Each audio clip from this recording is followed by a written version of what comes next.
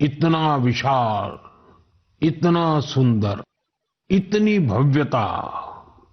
साथियों, महाकुंभ की विशेषता केवल इसकी विशालता में ही नहीं है, कुंभ की विशेषता इसकी विविधता में भी है।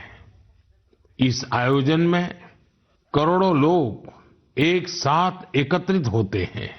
लाखों संत, हजारों परंपराएं, सैकड़ों संप्रदाय, अनेकों अखाड़े, हर कोई इस आयोजन का हिस्सा बनता है।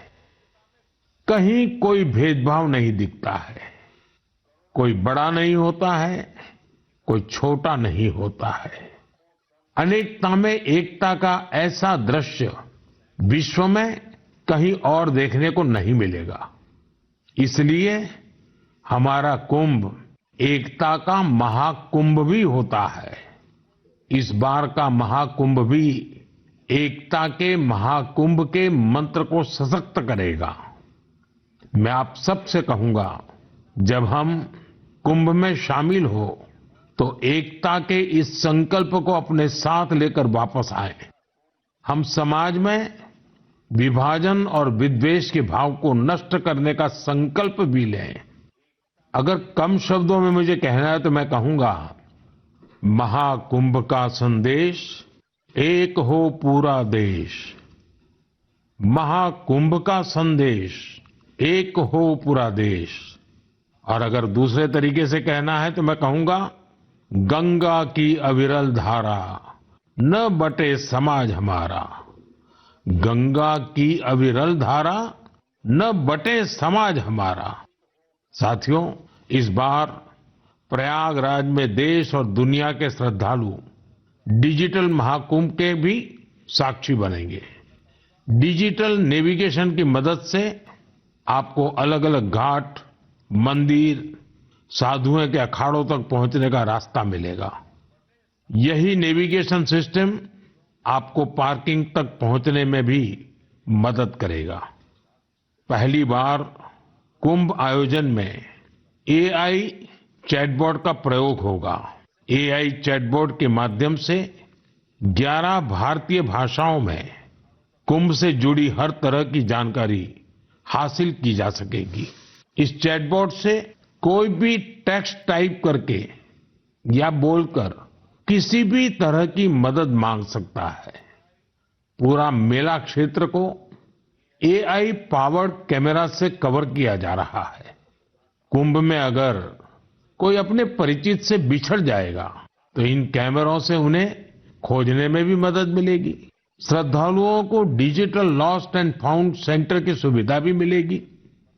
श्रद्धालुओं को मोबाइल पर गवर्नमेंट अप्रूव्ड टूर पैकेजेस, ठहरने की जगह और होम स्टे के बारे में भी जानकारी दी जाएगी। आप भी महाकुंभ में जाएं तो इन सुविधाओं का लाभ अवश्य उठाएं। और हाँ, हैशटैग एकता का महाकुंभ के साथ अपनी सेल्फी जरूर अपलोड करिएगा। साथियों, मन की बात यानी MKB में अब बात KTB की। जो बड़े बुजुर्ग हैं, उनमें से बहुत से लोगों को KTB के बारे में पता नहीं होगा। लेकिन जरा बच्चों से पूछिए, KTB उनके बीच बहुत ही सुपरहिट है। KTB यानी क्रश, त्रुश और बाल्टी बॉय। आपको शायद पता होगा, बच्चों की पसंदीदा एनिमेशन सीरीज, और उसका नाम है KTB भारत है हम। और अब इसका दूसरा सीजन भी आ गया है। ये 3 एनिमेशन कैरेक्टर हमें भारतीय स्वतंत्रता संग्राम के उन नायक नायिकाओं के बारे में बताते हैं जिनकी ज्यादा चर्चा नहीं होती। हाल ही में इसका सीजन 2 बड़े ही खास अंदाज में international film festival of India Goa में लॉन्च हुआ।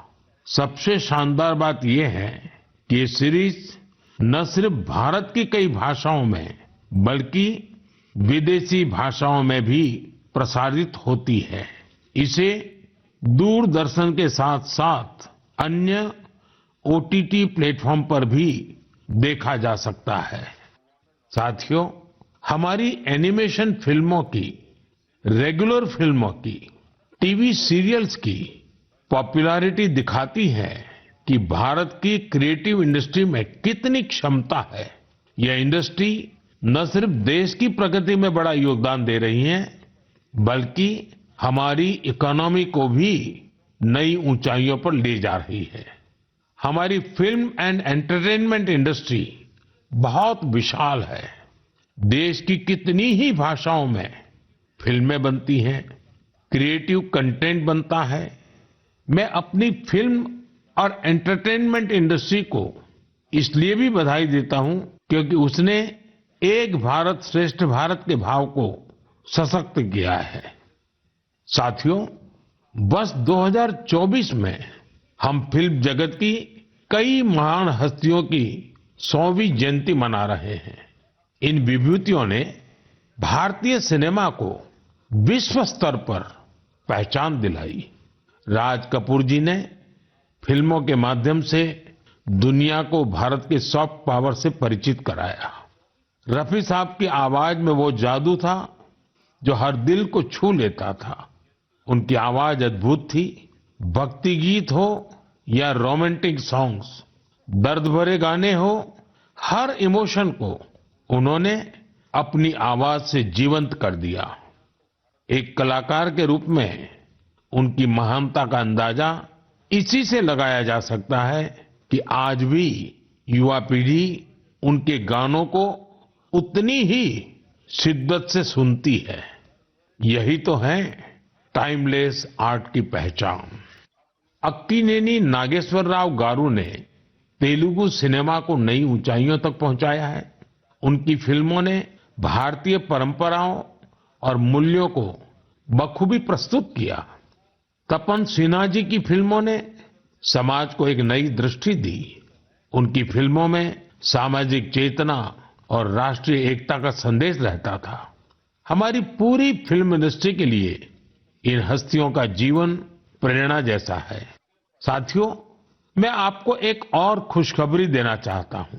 भारत की क्रिएटिव टैलेंट को दुनिया के सामने रखने का एक बहुत बड़ा अवसर आ रहा है।